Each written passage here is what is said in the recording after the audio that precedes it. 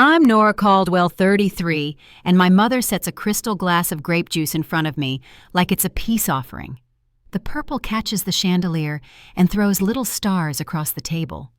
My father taps the mahogany with 2 fingers, the way he does when he's closing a deal. My sister Tessa sits too straight with a smile that doesn't move her eyes 5 months since we last spoke, and the house feels staged like the pictures in a real estate listing. My phone buzzes against the linen. A number I don't recognize says, "Don't drink anything. Get up and leave." My hand lifts the glass anyway, and for a long breath, I just listen to the room breathe. Before I go any further, tell me where you're listening from in the comments and tap like and subscribe if you've ever had to stand your ground with people who were supposed to be on your side. I grew up in a modest ranch house on the edge of Dayton where summers smelled like cut grass and hot pavement, and the lessons were simple. Keep your word share what you have and don't talk about money at the table. My parents worked hard, Dad rebuilding a local supply business after the recession, Mom stretching every dollar with coupons and quiet pride, and they told us often that the Caldwells looked out for one another.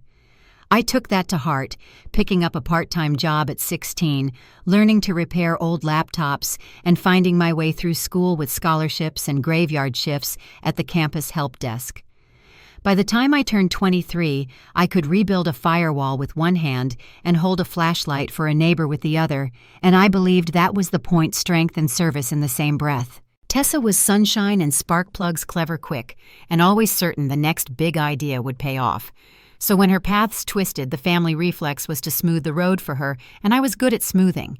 When my first promotion came, I moved into a small walk-up with creaky floors and a view of brick and sky, and I kept my life plain on purpose. I brought store-brand coffee to work and paid extra on my student loans, all while building a careful safety net, one-line item at a time. The world I entered through cybersecurity paid better and expected more. There were conference rooms with glass walls, badges that hummed near readers, and conversations about risk tolerance and threat models that ran late into the night. At home, the tone was softer, but the questions began to land in the same pattern. Could I help with a shortfall? Could I spot Tessa until the end of the month? Could I cover a deposit just this once? Each time I said yes, the quiet in the house faded. Each time I hesitated, plans shifted, calls went unanswered, and the old lesson about family came back like a hymn I was expected to sing. I told myself generosity was a choice, not a duty, and still I said yes more than I should have because the look on my mother's face when I agreed was relief wrapped in gratitude. Over time, a new rhythm took hold. Tessa tried a business course and left halfway through, then chased a startup job that never mailed its paychecks, then posted pictures with captions about wins that never turned into rent. Dad floated loans against the house to keep everyone steady while insisting it was temporary, and Mom kept a ledger in the kitchen drawer next to the scissors, the ink soft from her fingertips. I watched all of that from the edge, sending money when the stakes sounded high and stepping back when the tone turned sweet and coaxing, the way you might back away from a dog that looks friendly but shows a hint of teeth. The contrast between the life I lived at work, systems audit second-factor locks, and the life I lived in my family grew sharper, like stepping from cooled server rooms into August heat. The first real crack in the picture came on a Sunday morning at a diner where the coffee was strong and the pancakes were better than they needed to be. Mom slid a folded slip of paper across the table, and Dad cleared his throat the way he does when he wants to sound calm. Inside was a number with too many zeros, and a note in Tessa's quick handwriting. They asked if I could cover an investment loss before any calls started, and something in me that had always leaned toward yes stayed still.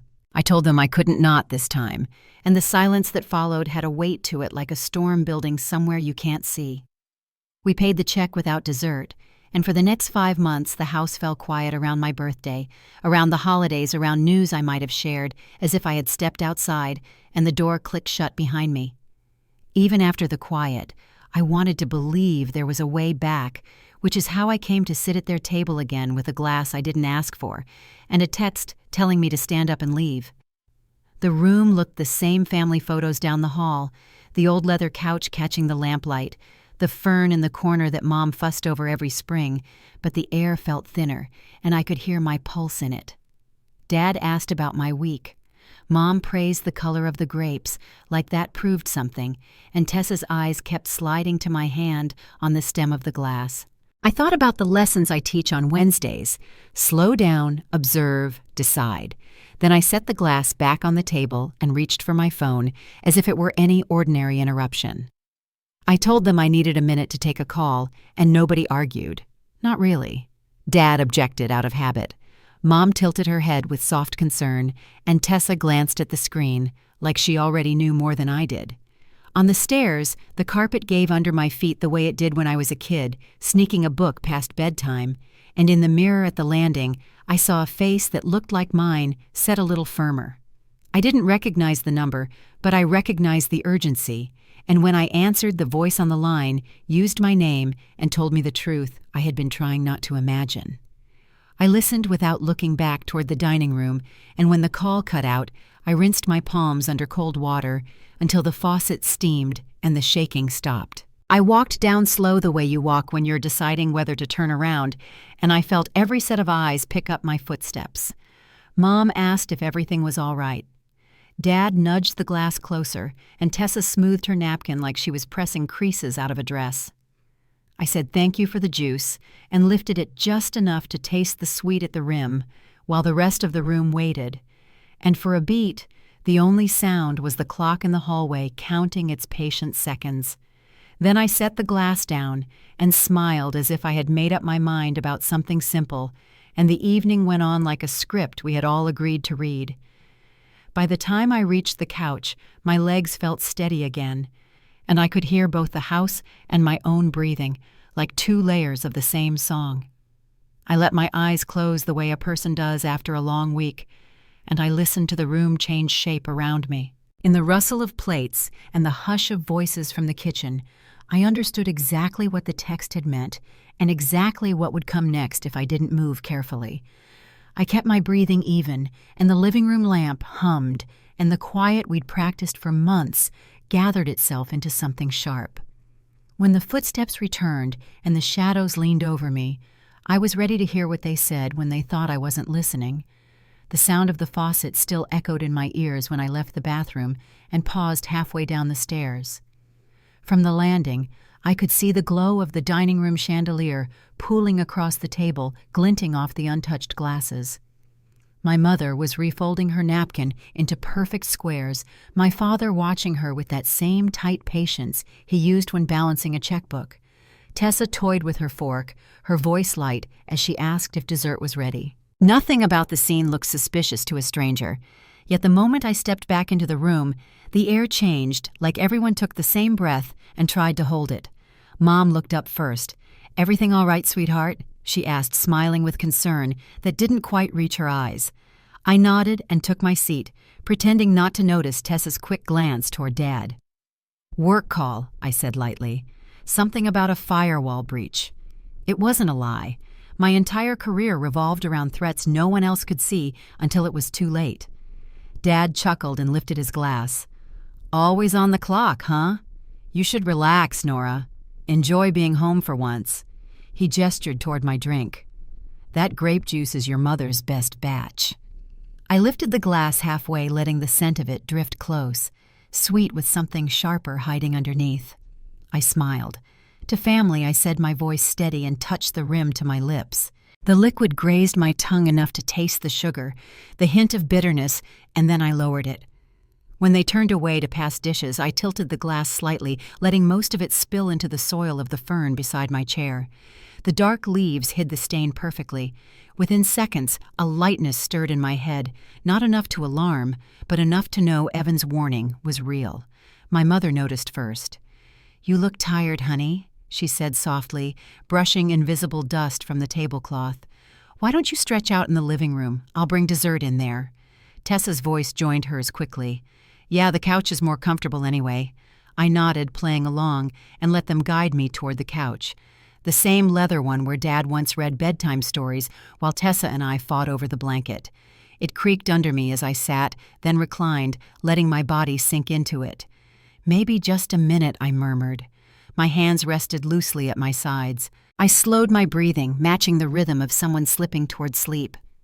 They moved around me with careful footsteps gathering plates and whispering in the kitchen.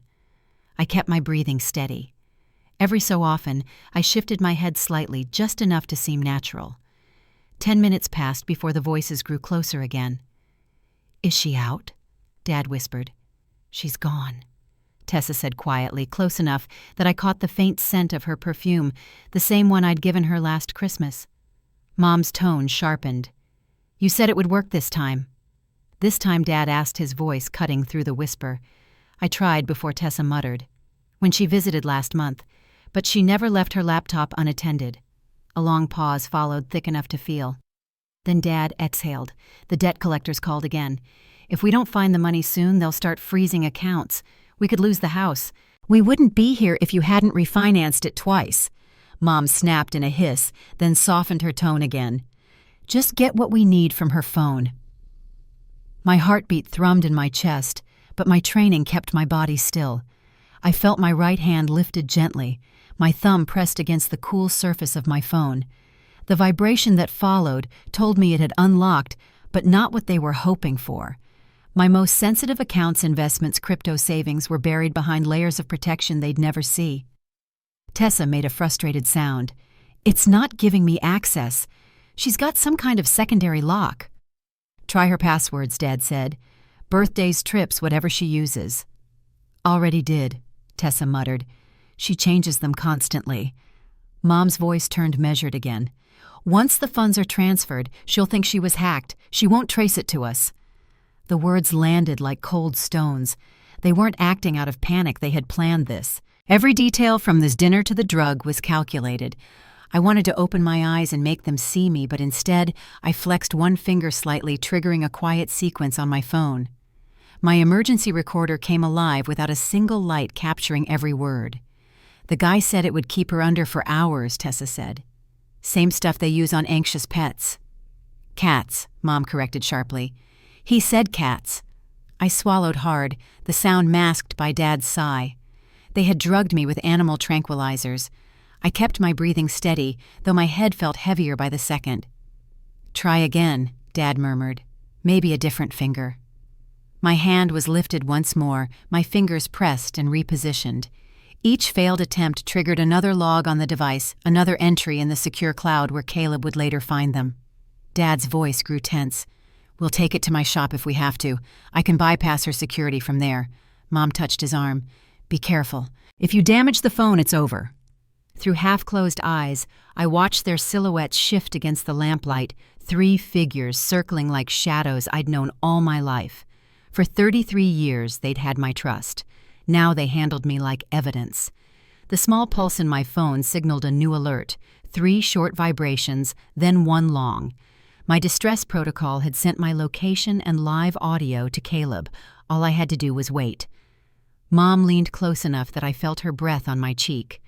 "She has more than she needs," she murmured. "We're doing this for the family." Dad positioned my thumb again, but I angled it just slightly, ensuring the print wouldn't read. The phone stayed locked. "Nothing," Tessa said bitterly.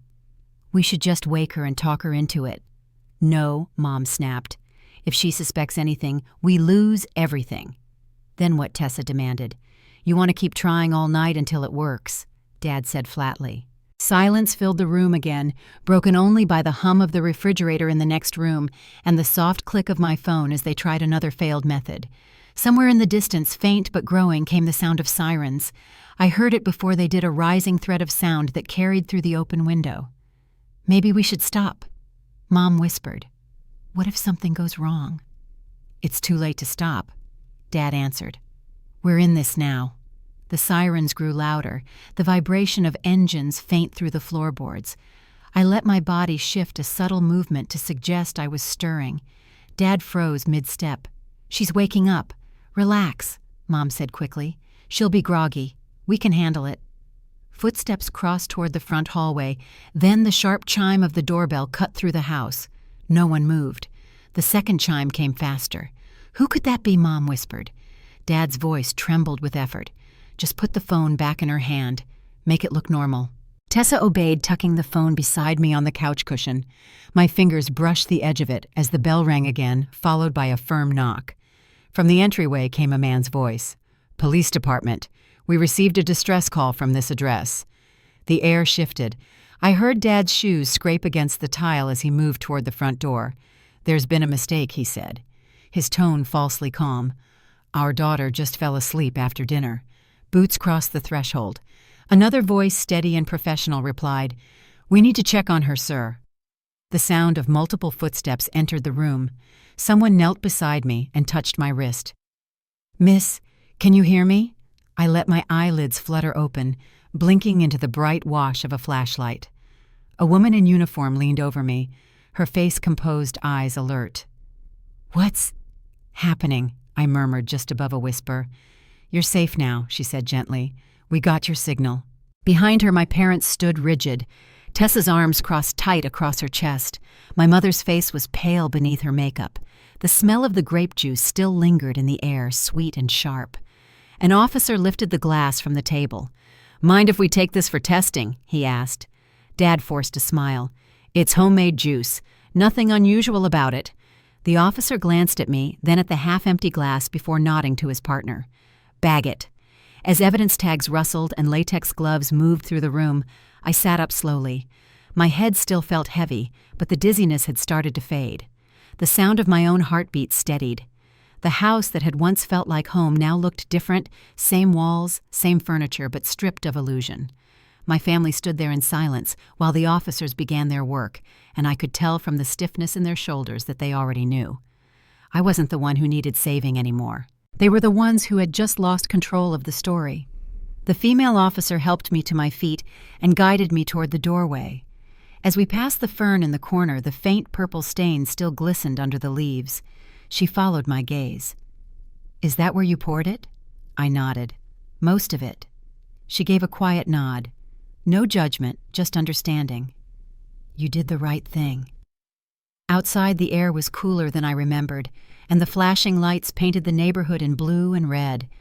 I could hear my father's voice behind me, firm but cracking, insisting it was all a misunderstanding. My mother's softer pleas followed. As they faded, I realized the night wasn't over, but the part of me that had always bent to keep the peace was gone. The ride to the hospital was silent except for the radio static, and in that stillness I knew exactly what the next hours would bring: tests, questions, evidence, and truth. And once the truth started, there would be no stopping it. The ride to the hospital blurred past in flashes of light and quiet questions. The paramedic beside me checked my vitals and asked about the taste of the drink, how much I'd swallowed, and whether I remembered losing consciousness. I told her what I could. The sweetness, the bitterness beneath it, the way the room had started to tilt. The rest I left unsaid. My head still felt heavy, but my thoughts were clear enough to know that something in me had shifted for good. At the hospital, a nurse drew blood and labeled each vial carefully. The chemical smell of antiseptic filled the room sharp and clean, so different from the syrupy air in my parents' house. I signed forms with a shaky hand while the officer waited nearby, her expression calm but steady. "You did the right thing," she said once the nurse stepped out. "We'll know exactly what they gave you within the hour." I nodded, my voice catching somewhere between gratitude and exhaustion. I didn't need to explain that the hardest part wasn't the drug. It was realizing how easily they had planned it. By the time the test results came back, the detectives had arrived. Officer Dana Rodriguez introduced herself formally, notebook in hand, every line of her uniform neat. She asked if I was comfortable giving a full statement that night. I said yes. It took nearly an hour to walk through everything from the first call at dinner to the final knock on the door. Each word came out slower than the last, but she didn't rush me. When I mentioned Evan Porter, her eyebrows lifted slightly. "So the tip came from your sister's ex." I nodded again. "He said he saw messages about drugging me," I explained. "He didn't want me to walk into it blind." She made a small note without comment. When the paperwork was done, she asked if I had somewhere safe to stay for the night. I almost said yes out of habit, then realized I no longer did. "I can book a hotel near downtown," I said. "I'll be fine." She studied me for a moment, then handed me her card. "If anyone contacts you tonight, even family, let us know. We'll handle it." Her tone wasn't unkind, just certain. I tucked the card into my pocket, feeling the edge of it press against my leg, like proof that someone finally was on my side. By morning, the lab confirmed what we already knew. Traces of tranquilizers matched veterinary-grade sedatives. The nurse handed me a copy of the report and asked if I wanted to speak with a counselor before discharge. I declined gently. My mind wasn't fogged anymore. It was focused. As I signed the release papers, my phone vibrated with messages from Caleb, one asking if I was safe, another letting me know he'd shared the emergency data logs with the investigating team. Each failed fingerprint attempt, every voice captured on the recording had already been stored in a secure file. My hands trembled as I typed back, "Thank you. Please keep everything backed up until I tell you otherwise." When Officer Rodriguez returned to update me, she said the house was being processed as a crime scene. "We've collected the glasses and the bottle," she said. "Your parents are being interviewed separately." She paused before adding, "Your sister's cooperating more than they are." I looked down at the form in front of me, tracing the hospital logo with my thumb. "She's always been good at talking her way out of things," I murmured. Rodriguez gave a small nod, not agreeing or disagreeing. "We'll let the evidence do the talking." That afternoon, she offered to escort me back to collect my belongings. The house looked the same from the outside, painted shutters, trimmed hedges, but the driveway was lined with marked cars. Inside, the lights were too bright, and the sound of gloves snapping filled the silence that used to feel like home. A young technician photographed the table, another sealed the fern soil in a clear plastic bag. My mother sat in an armchair, her face pale beneath foundation. Dad stood near the mantel, jaw tight. Tessa was nowhere in sight. When they saw me, Mom started to rise. "Nora," Honey Officer Rodriguez lifted a hand before she could continue. "Ma'am, please stay seated." The words hung heavy in the air. I kept my focus on the stairs on the hallway leading to my old room. The door was still half open, the same poster from college curling at the corners. I packed quickly, laptop charger, a few clothes from the closet. Every object felt heavier than it should have, as if memory itself had weight. On my way down, Dad spoke up. "You're making a mistake," he said, his voice strained. "We were trying to help you. We just wanted to keep the family together." I stopped on the last step, not turning. "By drugging me," the words came out even almost quiet. For a moment, no one spoke. Then Officer Rodriguez cleared her throat gently. "That's enough for now." Outside, the late afternoon sun hit hard against the pavement. I blinked at the light, realizing I'd been breathing shallow for hours. She walked me to my car and waited until I unlocked the door. "You did everything right," she said again. "We'll keep you updated once the district attorney reviews the case." I thanked her, and as she turned away, I saw her glance back at the house, the place where every part of my childhood still lived, now sealed behind yellow tape. That night, I stayed in a small business hotel on the edge of the city. The hum of the air conditioner was the only sound. I sat on the bed, scrolling through my phone. There were dozens of unread messages, some from numbers I didn't recognize, others from Tessa. I opened one. "Please don't let them take this too far. We didn't mean for it to go like that." I stared at the words until the screen dimmed, then powered the phone off. The next message could wait. The following days passed in a blur of interviews and forms. The officers took formal statements from Evan, Caleb, and me. Evan arrived at the precinct looking uneasy but determined. He explained how he'd stayed in that old group chat by accident, how he'd seen the conversation spiral from financial desperation to something darker. "They said she'd be fine," he told the detectives, "just enough to make her sleep." His voice cracked on the last word. I sat quietly beside him, watching the pen move across the report. When we stepped outside, he handed me a small flash drive, screenshots of everything he said, in case they try to say I made it up. I took it, meeting his eyes for the first time in years. "You didn't have to get involved," I said softly. He shrugged. "Yeah, I did." Then he left the sound of his truck fading into the distance. The investigation stretched over weeks. Each time I checked for updates, Rodriguez's voice stayed level. Evidence confirmed deliberate intent, planned through text messages and recorded audio. The district attorney's office prepared the charges: attempted theft, unauthorized biometric use administration of a harmful substance. My family's names appeared in official print black ink on white paper, and there was no way to soften it. I went back to work part-time, though even the familiar hum of servers felt different now. My team was kind, giving me space, but the questions they didn't ask hung heavier than the ones they did. In quiet moments, I caught myself replaying the night, the glass, the fern, the way their voices had lowered when they thought I couldn't hear. Each replay dulled a little more of what had once felt like home. When Rodriguez called again near the end of the month, she told me the court date would be set soon. "They're all out on conditional release," she said. "No contact allowed." I thanked her, though I wasn't sure what that meant anymore. No calls, no messages, no familiar voices breaking through the quiet. The silence they'd used for punishment before now felt like protection. That evening, I walked along the trail behind my apartment complex. The air smelled of pine and rain. Somewhere in the distance, thunder rolled low. I thought of the old house and the sound of that same thunder years ago, how Dad would joke about counting between lightning and sound, how Mom would light candles just in case. Those memories were still mine, even if the people in them no longer were. When I returned home, I set the flash drive on my desk beside the police folder and turned off the light. The evidence, the tests, the logs, they were all there stacked neatly, waiting for their turn in court. I stood at the window and watched the rain start to fall, slow and steady, until the reflection in the glass blurred into nothing but color and light. It was strange, the quiet that followed. Not the uneasy kind, but the kind that feels like a space opening up after years of noise. For the first time in months, I didn't feel like I was waiting for something to happen. I was just standing still, breathing, and letting the sound of rain fill the gaps that used to belong to family. But even stillness doesn't last forever. The next morning, my phone buzzed with a new message from an unfamiliar number. The preview line showed only 2 words, "Final hearing." I knew then that the story wasn't finished, not yet, and that what came next would test more than the systems I'd built to protect myself.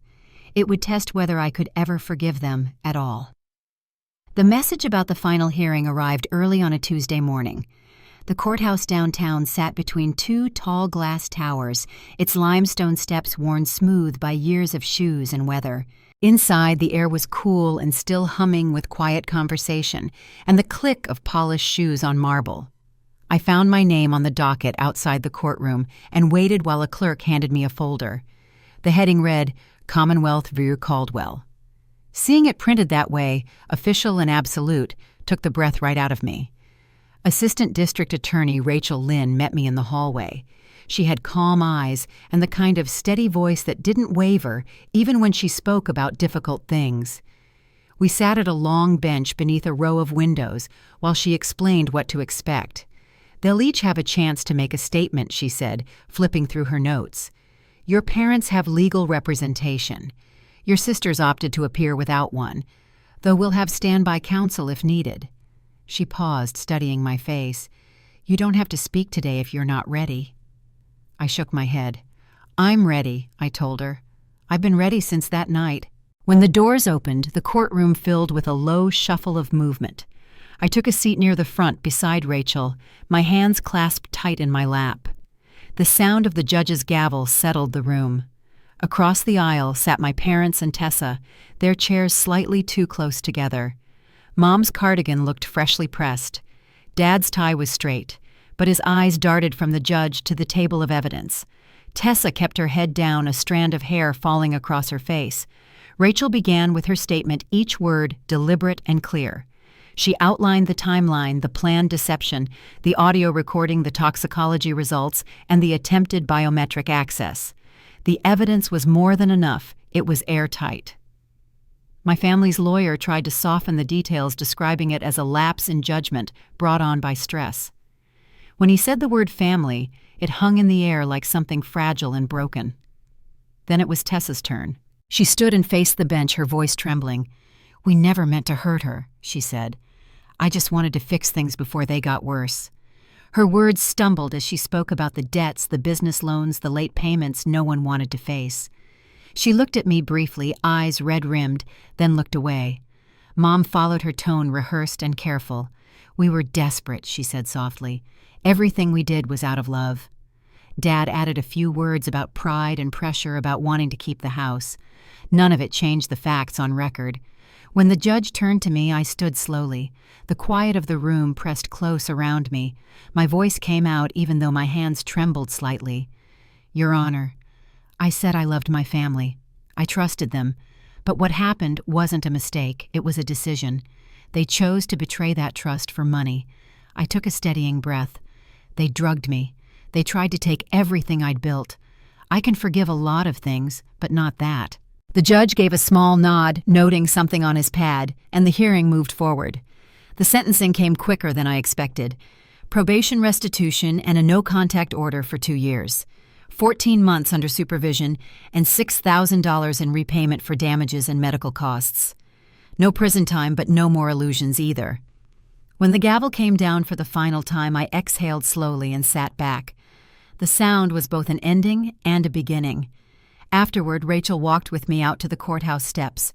"This is as fair as it gets," she said quietly. "You did everything right." I thanked her, not sure what else to say. She smiled faintly and added, "You'd be surprised how few people have the strength to stand their ground in cases like this." I nodded, the sunlight catching on the polished stone beneath our feet. For the first time in months, I felt the weight begin to lift. In the weeks that followed, the silence settled differently, less like absence and more like calm.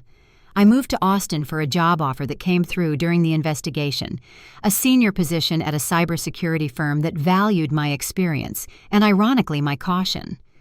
The apartment was small but bright, with wide windows overlooking the city. Every evening, I ran new diagnostics on my home network, setting security layers out of habit, not fear. The hum of the system became part of the quiet I was learning to live with. Caleb visited during my first week in the new office. He dropped off a plant for my desk, a little jade with round green leaves, and a note that simply said, "Welcome home." It wasn't dramatic, but it meant more than I could say. Over time, I started teaching the firm's Wednesday night workshops, training clients on digital self-defense and financial safety. I spoke about patterns of coercion, about protecting autonomy, about boundaries not from a textbook, but from experience. Each time I stood in front of a class, I remembered that night in the living room and how the smallest preparation had saved my life. One evening after class, I checked my email before heading home. A message waited in my inbox from the court clerk, Commonwealth versus Caldwell, final judgment filed. I hesitated before opening it, then clicked. The judgment summary repeated the sentences already given: probation restitution and a 2-year no-contact clause. It was official now, sealed and final. I read the last line twice, then closed the laptop. There was no surge of victory, no satisfaction, just a quiet kind of closure. Later that night, I sat on my balcony with a cup of tea and looked out over the city lights. The air was warm, carrying the faint hum of traffic below. My phone buzzed once, Caleb asking if I wanted to join some coworkers for dinner, and I texted back that I'd come by. The thought of being surrounded by people who saw me for who I was, not what I could give them, felt new and grounding. A few weeks later, Evan reached out one last time. He sent a short message thanking me for including his statement and wishing me peace. I told him I hoped he'd find his own. We didn't need to talk again. Some stories once told are best left where they end. By early fall, my life had settled into a rhythm. Mornings started with coffee and the soft click of my keyboard. Evenings ended with laughter from my small circle of coworkers turned friends. The echoes of the past still visited, sometimes an unexpected scent, a familiar song, but they no longer carried the same sting. One night after class, a student named Margaret, a retired teacher, stayed behind to talk. She was learning to secure her accounts after a grandson had taken advantage of her savings. "It's hard to believe someone you love could do that," she said quietly. I nodded, helping her reset her passwords. "That's why boundaries matter," I told her. "They protect the people we love as much as they protect us." Her eyes softened and she smiled faintly before packing her things. When the room emptied, I looked around at the rows of monitors, the faint reflection of my face in the dark screens. I thought about how far I'd come from the night I pretended to sleep under a watchful eye to the life I'd built one careful layer at a time. As I shut down the lights, my phone buzzed again, an alert from the courthouse app, reminding me that the no-contact order had gone into effect. The words glowed softly against the dark screen, clean and final. I slipped the phone into my bag and stepped out into the quiet hallway. The city beyond the glass doors was alive with motion and sound, but inside, everything felt steady. The past was still part of me, but it no longer owned me. And though I didn't know what forgiveness might look like someday, I knew what peace felt like tonight. As I reached the street, the crosswalk light flicked from red to green, and I stepped forward, ready for whatever came next. The weeks after the verdict were quieter than I expected. The court orders were filed, the restitution scheduled, and the protective clause set in motion. For the first time in months, no one was calling, no one was knocking, and no one was asking for another chance. My days filled with work, long walks, and the rhythm of ordinary things. Laundry, grocery runs the sound of my coffee maker humming each morning. It was simple, peaceful, but the quiet had layers. Every so often I'd wake at night with the image of that living room, the way the shadows had moved when I pretended to sleep. Even when I opened my eyes to the safety of my new apartment, it took a moment to remember I wasn't there anymore. The company's insurance provider offered a post-incident counseling program. At first, I ignored the email. Then one Thursday, after a long day teaching the digital self-defense class, I found myself standing in the lobby of a downtown clinic with the form still folded in my hand. That's where I met Dr. Helen Morris, a soft-spoken woman with silver hair, a collection of glass paperweights on her desk, and a way of listening that didn't rush silence. She asked why I'd come, and I told her the truth, that I wasn't sure if I wanted to talk about forgiveness, or if I wanted to understand why it felt so impossible. We met once a week. At first, our conversation stayed close to the surface routine check-ins, the kind of questions you can answer without flinching. But over time, the space between questions lengthened, and her calm patience made it harder to hide behind logic. "You spend your career building systems that keep people safe," she said once, folding her hands. "When those closest to you broke that safety, it didn't just hurt your trust. It rewired your sense of control." The words lingered for days after following me through the office halls and quiet evenings at home. I hadn't realized how much of my strength had been built on the idea that preparation could protect me from everything. Outside of those sessions, life in Austin began to take shape. My apartment started to look lived in photos on the wall, the jade plant from Caleb growing toward the sunlight. My circle of friends widened, a mix of coworkers, a few former students from the class, and one neighbor, a retired nurse named Carol, who always knocked twice before letting herself in with banana bread. The normalcy helped.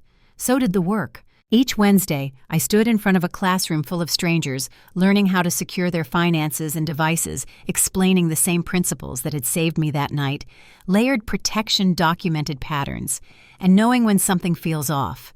It was easier to teach than to talk about, but both felt like steps forward. One afternoon, Caleb stopped by my desk holding a printout. "We've been asked to develop a new training program," he said. "Something for older adults who've been financially targeted by family. They want you to lead it." He smiled lightly. "You're the expert." The title made me pause. Expert. I wasn't sure it was something to be proud of, but I agreed. We spent the next few weeks designing modules, practical, simple, and focused on real-world protection. The stories people shared during those sessions were heartbreakingly familiar. Sons draining retirement accounts, siblings forging signatures, caretakers using passwords like keys. Each time I felt the same mix of empathy and quiet resolve. We couldn't undo what had happened to them, but we could make sure it didn't happen again. One evening after class, I stayed behind to test a new recording feature we were adding to the curriculum. The lab was empty, except for the low hum of computers. As I reviewed the playback, the sound of my own voice startled me. It was calm, steady, not the voice of someone still standing in the wreckage of family betrayal. Somewhere along the way, the edge had softened. The fear had turned into something closer to vigilance, measured and sustainable. When I looked up from the monitor, I caught my reflection in the glass. I looked tired, yes, but not broken. A few days later, a letter arrived at the office. The envelope was plain, the handwriting careful but unfamiliar. My name and the company's address were written in blue ink.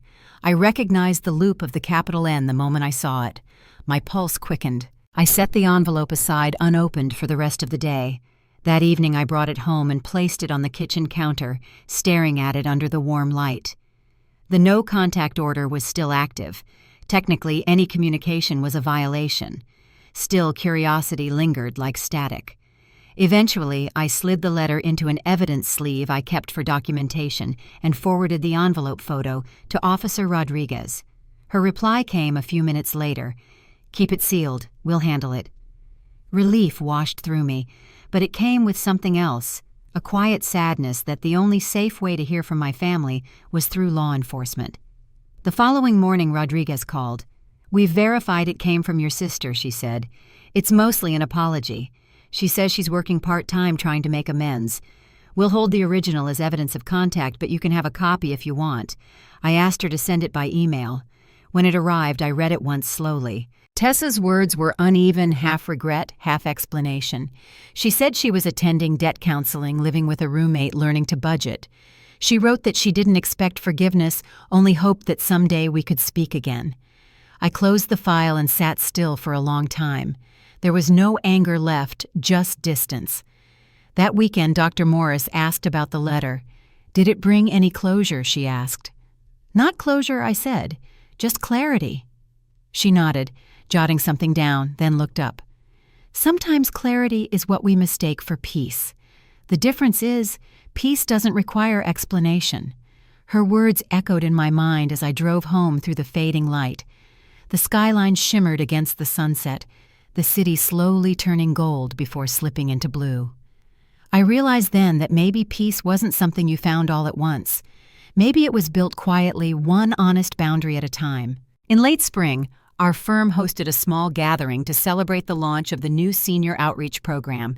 Caleb brought sparkling cider, and the conference room filled with laughter and the clink of glasses. When he raised his glass, he said, "To Nora, the reason this program exists. You turned a nightmare into something that's helping people." I smiled, embarrassed, but grateful. After the toast, I stood by the window looking out at the city, watching headlights thread through the streets below. The reflection of the group behind me glowed faintly in the glass, people who knew what I'd been through but didn't define me by it. Later that night, after everyone left, I lingered in the empty room. The faint scent of cider and paper still hung in the air. I opened my laptop and began sketching an idea, a mobile app that could help people document suspicious requests, record consent clearly, and flag patterns of pressure before they escalated. The name came easily: Boundaries. It felt right, simple, and direct. By the time I saved the first prototype file, the office was dark except for the screen's glow. When I finally locked up, the city was quiet and still. I walked to my car, the night air warm against my skin. Somewhere in the distance, a train horn sounded, a long, low note that faded into silence. For the first time in years, I didn't flinch at unexpected sounds. I was living, rebuilding, and creating something that might protect others from the kind of pain I had endured. I drove home with the windows cracked, letting the wind move through the car. The city lights blurred past each one, a small reminder of motion, of progress. At a red light, I glanced at my reflection in the window, steady eyes, calm breath. The worst was behind me, but I knew the story wasn't done yet. The past had a way of reappearing when you least expected it. As the light turned green, I eased forward, thinking of that unopened letter now stored in a file of my sister, trying to build a new life, and of the app that would soon carry the name that once defined my survival. I didn't know what would come next, but for the first time, I was ready to face it, fully awake, clear-eyed, and unafraid.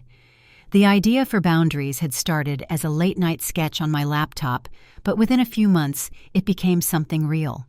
The first version of the app was simple: a way to record financial promises, log uncomfortable conversations, and store proof safely in the cloud. I shared the prototype with Caleb, who called it one of those rare things that actually helps people. Our firm offered internal funding, and before long we had a small team designers-testers and an intern named Lily, whose quiet diligence reminded me of myself years ago. The project gave me purpose again. Each morning began with coffee and lines of code, each evening with team meetings that stretched later than planned because none of us wanted to stop. The feedback from our pilot group, mostly retirees and working parents, came back overwhelmingly positive. They said the app gave them peace of mind, a sense of control when someone tried to guilt them into financial help. I thought often about my mother's words, the way she had said, "We're doing this for the family," and I understood now how dangerous that phrase could be in the wrong hands. In May, we were invited to present Boundaries at a local technology expo. It was a modest event, rows of booths in a downtown convention hall, the air humming with quiet excitement. Caleb handled the tech setup while I rehearsed my presentation near the stage. Just before it began, I caught sight of Dr. Morris in the crowd, smiling from a few rows back. Her presence steadied me. The talk went better than I dared hope. When the lights dimmed and the first slide appeared, a simple message about protecting generosity without losing trust, the room fell silent in a way that meant they were listening. Afterward, people approached with questions and stories of their own. A retired banker described his son draining an account under the guise of a temporary loan. A widowed teacher explained how she'd given her niece her password just for convenience and lost her savings. Each story was a reminder that what had happened to me wasn't rare, it was just rarely spoken aloud. I stayed long after the presentation ended, handing out demo cards and answering questions until my voice turned hoarse. That night, Caleb and I sat on a bench outside the convention center, watching the last of the vendors load their equipment. The city lights shimmered on the river, scattered by a soft breeze. He nudged my shoulder lightly. "You know this thing might actually change lives," he said. I smiled. "That's the goal." He hesitated, then added quietly, "And maybe it already changed yours." I didn't answer, but I knew he was right. In the weeks that followed, Boundaries drew more attention. Articles appeared in small business journals, then in larger cybersecurity outlets. We began fielding calls from nonprofits and senior centers asking for workshops. My calendar filled faster than I could manage, and though I felt proud, the pace sometimes left me hollow. There were still nights when I woke up at the same hour I'd once heard my parents whispering across the living room. The memory didn't sting the way it used to. It just lingered, like the echo of a sound you finally learned to stop chasing. One Saturday morning, while preparing slides for another seminar, my phone rang. It was Officer Rodriguez. Her tone was professional as always. "Ms. Caldwell," she said, "this isn't urgent, but I wanted to inform you your family's probation reviews are completed. Compliance has been satisfactory. No violations reported." I thanked her for the update and hung up. The call left me with mixed feelings, relief laced with something harder to define. It meant they were following the law, that the order was working, but it also meant their lives were moving on without me. A few days later, Dr. Morris brought up the topic of closure. "You've rebuilt everything they tried to take," she said. "That's remarkable. But what happens when they're no longer part of the equation? What fills that space?" I thought about the question for a long moment before answering. Maybe it doesn't need filling. Maybe some spaces are supposed to stay empty. She smiled faintly. Or maybe they're waiting for something new to grow. That growth came quietly. Over the summer, I started mentoring younger analysts at work. Lily, the intern from our team, reminded me of that younger version of myself, the one who'd believed diligence alone could fix anything. When she nervously presented her first independent project, I recognized the same mix of pride and fear I used to feel. Afterward, she said softly, "You make it look easy." I laughed. "It's never easy. You just learn how to carry it better." By late August, Boundaries had been downloaded over 50,000 times. We received a small innovation award from a local civic group, and Caleb insisted we celebrate properly.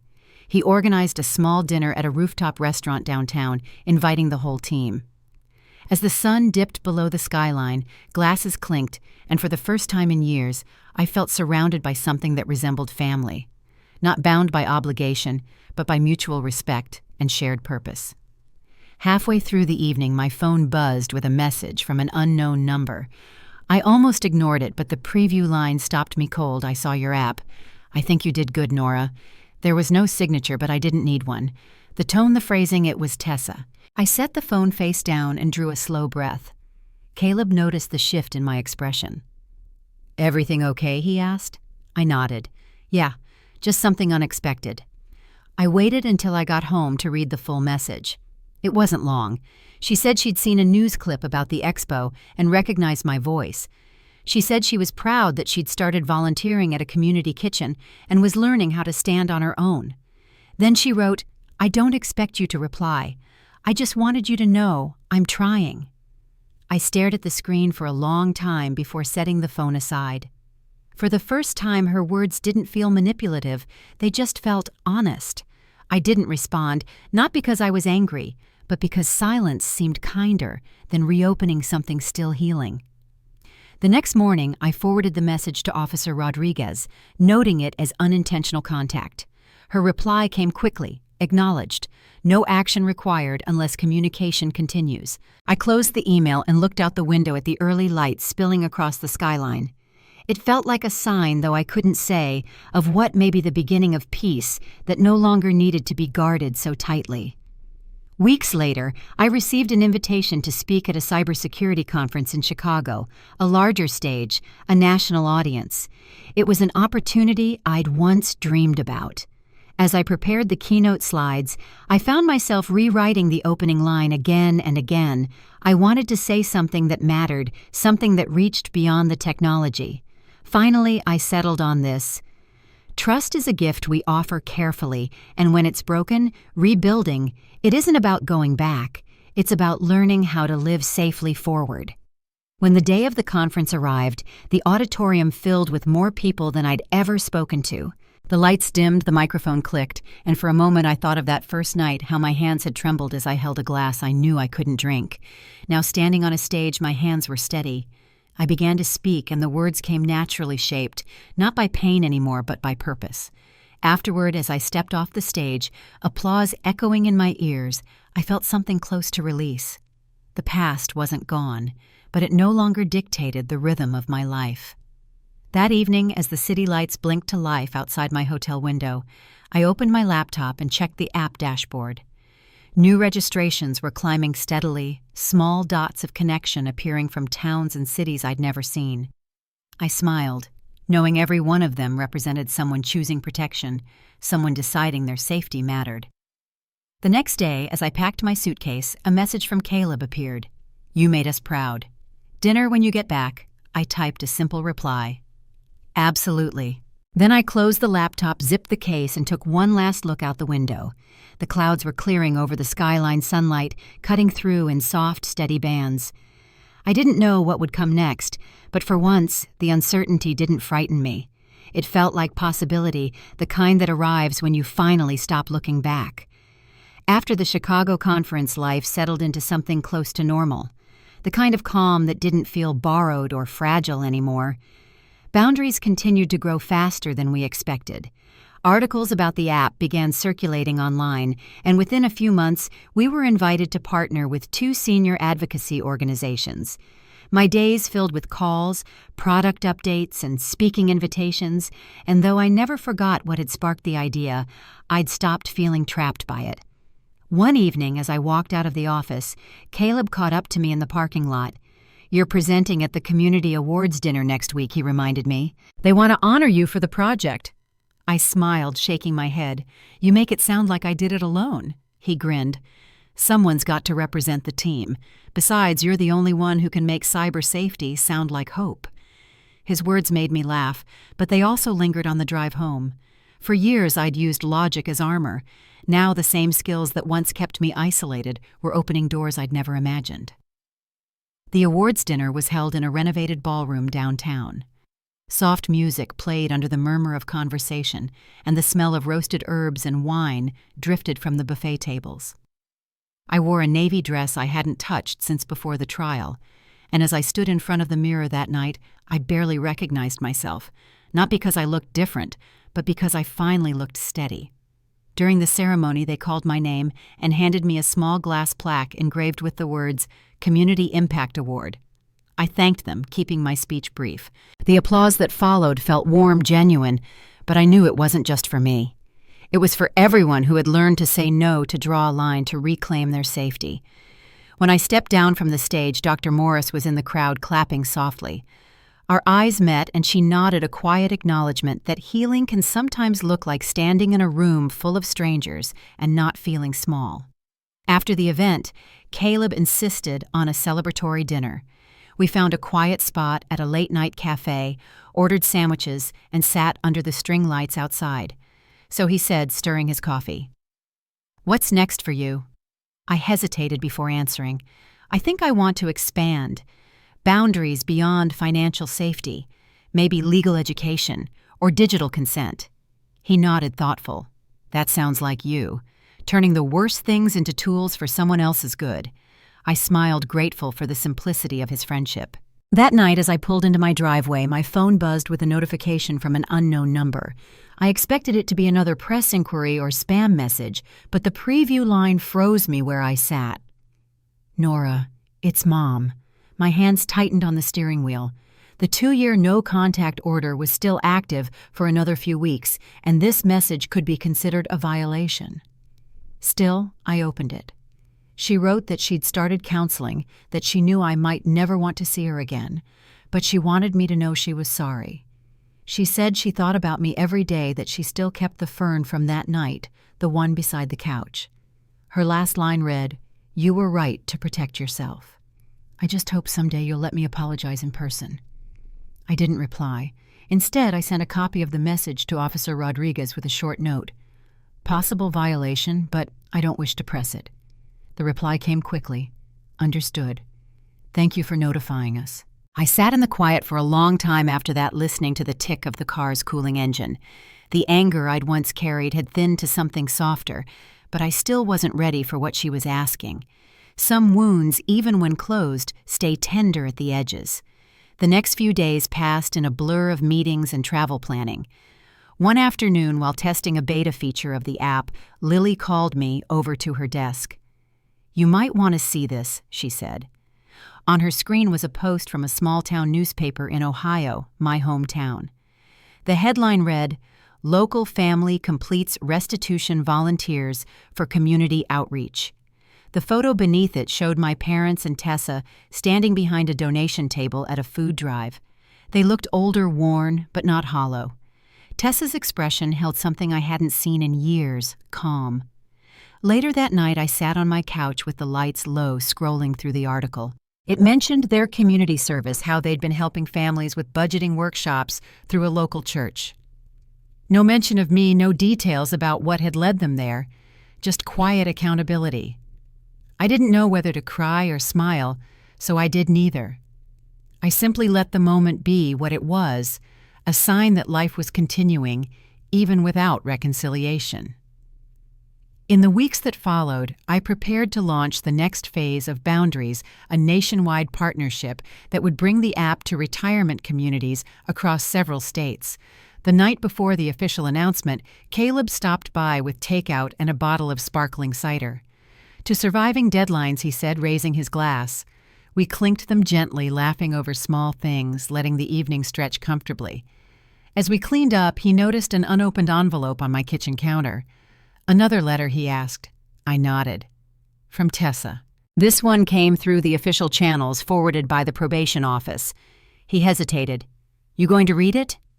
I looked at the envelope, the handwriting neat and steady this time. "Not tonight," I said. "Maybe when I know it won't change anything." He smiled softly. "That's fair." The next morning before sunrise, I stood by the window watching the city wake. The streets below glowed faintly under the first wash of pink light. My phone buzzed with a reminder about the press conference, but I didn't move right away. I thought about the past, the glass of grape juice, the text that saved me the moment I chose to stay awake. Every step since had been a kind of rebuilding. Now, looking at the horizon, I realized the view was finally mine again. At the press event, reporters filled the room with the low hum of conversation. When the cameras turned toward me, I spoke about trust, not as a weakness, but as something that needed tending, like a system you update regularly, a boundary you reinforce before it breaks. I told them that security wasn't just about firewalls or passwords, but about knowing your own worth and protecting it. The applause afterward wasn't loud, but it was sincere. That evening, I returned to a quiet apartment. The city outside felt alive, but inside everything was still. I made tea, sat at the kitchen table, and finally opened Tessa's letter. Her handwriting was steady this time, her tone careful but genuine. She wrote that she had finished probation and was saving for community college. She said she'd been sober for 6 months and had joined a volunteer program teaching financial literacy to young women at risk of exploitation. The last paragraph was short. I understand if silence is what you need. But if one day you ever want to see that we're trying to be better people, I'll be here." There was no pressure, no plea, just a door left open. I folded the letter neatly and placed it in the same file where I kept the court documents and the early sketches of boundaries. The rain started just as I turned off the light. It fell softly against the windows, steady and unhurried. I watched it for a while before heading to bed. The house felt peaceful, in a way I hadn't known before, not because everything was fixed, but because I'd stopped needing it to be. As I drifted toward sleep, I thought of Dr. Morris's words, how peace doesn't always come from understanding, but from acceptance. I wasn't sure what the next chapter would hold, but for the first time I felt strong enough to meet it without fear. And somewhere beneath the quiet rhythm of the rain, I found a kind of calm that felt like home. The rain had stopped by morning, leaving the air cool and clean. I opened the curtains to find the streets washed in pale sunlight, the world outside carrying that fresh silence that comes after a storm. The letter from Tessa still sat on my kitchen table folded neatly beside my mug. For a while I just stood there looking at it, realizing that, for the first time in years, the sight of her handwriting didn't make my chest tighten. It simply reminded me that we had both survived something hard, and that surviving was enough. That afternoon, I drove out to the edge of town to meet with a group from the senior center who'd been testing the Boundaries app. They'd asked me to help lead a workshop on digital safety, and as I walked into the community hall, the smell of coffee and lemon cake greeted me like a welcome I hadn't expected. The room was full of gray hair and kind eyes, people talking softly, their stories overlapping in gentle waves. When I began to speak, the nervousness I used to feel before presentations never came. I told them about practical things, password protection, recognizing scams, but I also told them that real safety starts with the courage to set limits, even with the people you love. After the session, an older woman approached me with a small smile. Her name was Carol, and she said her son had once convinced her to sign over access to her bank account. "I thought helping him was what a good mother does," she said quietly. "Now I'm learning that saying no doesn't mean I don't love him. It just means I still love myself too." She squeezed my hand before she left, and that single moment reminded me why I'd kept going even on the hardest days. When I got home that evening, I sat by the window watching the sunset slide across the skyline. The light painted everything gold for a few minutes before fading into blue. I thought about my parents, where they might be, what kind of people they were becoming in the quiet years without me. I didn't know if we'd ever speak again, but I no longer needed to decide. Some chapters don't close with conversation, they close with peace. A week later, Boundaries officially passed 100,000 active users. The notification popped up on my phone during lunch, and I just sat there smiling to myself, not out of pride, but gratitude. The tool that had been born out of fear was now helping thousands of people find their own sense of security. Caleb sent a text full of celebration emojis, and Dr. Morris replied with a simple, "You turned pain into protection. That's purpose." I didn't respond right away. I just looked out the window of my office, feeling that strange, steady calm that only comes when life finally feels right-sized. One evening near the end of summer, I stopped at the same park I used to walk through when I first moved to Austin. The trees had grown taller, the benches weathered by sun and rain, but the air felt familiar. I sat for a while listening to cicadas hum in the distance, and I thought about the version of myself who had once been afraid of every quiet moment. She had believed stillness meant danger. Now it meant rest. I've learned that justice doesn't always roar. Sometimes it arrives softly in the steady rhythm of ordinary days that no longer hurt. Healing doesn't erase what happened, it just gives you back the right to live without fear. And forgiveness, when it comes, isn't always something you give to others. Sometimes it's the gift you give yourself when you stop carrying the weight of what they did. Before turning in that night, I took one last look at the file drawer where I'd kept every piece of evidence from the investigation, the reports, the recordings, the court documents. I added Tessa's final letter to the back of the folder and locked it away. It wasn't a goodbye. It was simply putting the story where it belonged, behind me, but not forgotten. Now, when people ask why I built boundaries, I tell them it started with one moment of fear and ended with a choice to protect my own peace. Every boundary, every act of saying no is really an act of saying yes to freedom, to self-respect, to the life you deserve after surviving what tried to break you. If you've ever had to rebuild trust after it was shattered or draw a line no one understood, I hope you know that you're not alone. Strength doesn't always look loud. It often sounds like silence, like calm breathing after years of chaos. Thank you for listening to my story. And if it reminded you of your own, take a moment tonight to honor how far you've come.